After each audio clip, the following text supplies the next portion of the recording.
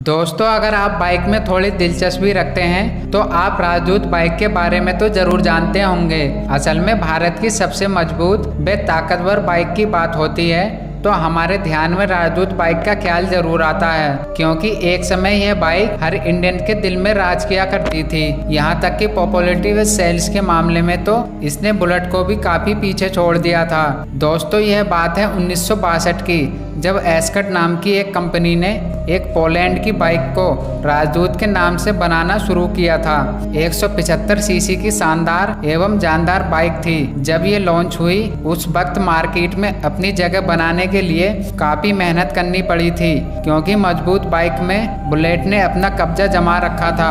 हालांकि ये बाइक दूसरी बाइक से काफी एडवांस होने के साथ साथ मजबूत और स्टाइलिश भी थी, फिर भी इसे ज्यादा ग्राहक नहीं मिल रहे थे और सालों तक राजदूत अपनी जगह बनाने के लिए तरसती रही। राजदूत की किस्मत तब पलटी जब 1973 में बॉबी फिल्म रिलीज हुई थी, जिसमें ऋषि कपूर ने इस बाइक को बहुत ही खूबसूरत अंदाज में चलाकर दिखाया था। इस फिल्म ने राजदूत की किस्मत बदल दी और राजदूत हिट हो गई। लोग अपने आप को ऋषि कपूर की तरह राजदूत चलाना पसंद करने लगे। देखते ही देखते राजदूत की डिमांड बढ़ने लगी, मगर अच्छी लोकप्रियता होने के बावजूद राजदूत 175 बहुत हिट साबित नहीं हो पाई और महज 10 सालों में यानी कि 1983 में ये ओल्ड फैशन बाइक बन गई। इसलिए इसका प्रोडक्शन बंद कर दिया गया।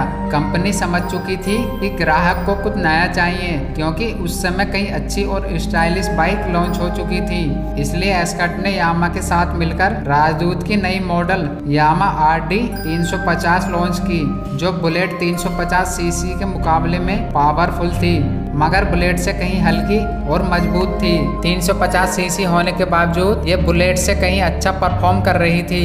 इसके फीचर्स बहुत ही दमदार थे। इसमें 6 गियर बॉक्स थे और इसकी अधिकतम रफ्तार 150 किलोमीटर थी। तेज रफ्तार होने के कारण यह कुछ ही सालों में युवाओं के दिलों की धड़कन बन गई। माना जाता है कि एक समय में राजदूत इतनी फेमस हो गई थी कि इसके मुकाबले में कोई और बाइक इसके सामने नहीं टिकती थी। कहा जाता है कि एक समय ऐसा आया था जब राजदूत बुलेट से भी आगे निकल गई थी। वो समय राजदूत का सबसे सुनहरा समय था। आपको याद होगा, बहुत सारे दूध वाले इस पर दूध के ड्रम लेकर चला करते थे।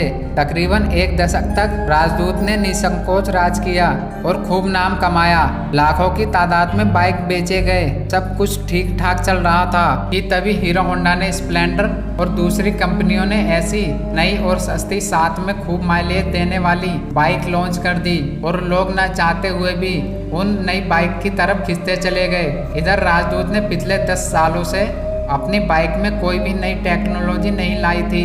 बस यही राजदूत की पतन की वजह बन गई। उधर राजदूत के पार्ट्स भी बहुत महंगे मिलने लगे थे और आम लोगों के लिए बनी ये बाइक के बजट से बाहर होने लगी। राजदूत अपनी लोकप्रियता खोने लगी थी, जिसने करोड़ों भारतीयों के दिलों में राज किया था और 1990 आते आते इसका पतन शुरू हो गया। 1991 में आखिरी राजदूत बेची गई। अगर आपने इस बाइक की सवारी की है तो हमें कमेंट बॉक्स में ज़रूर बताएं।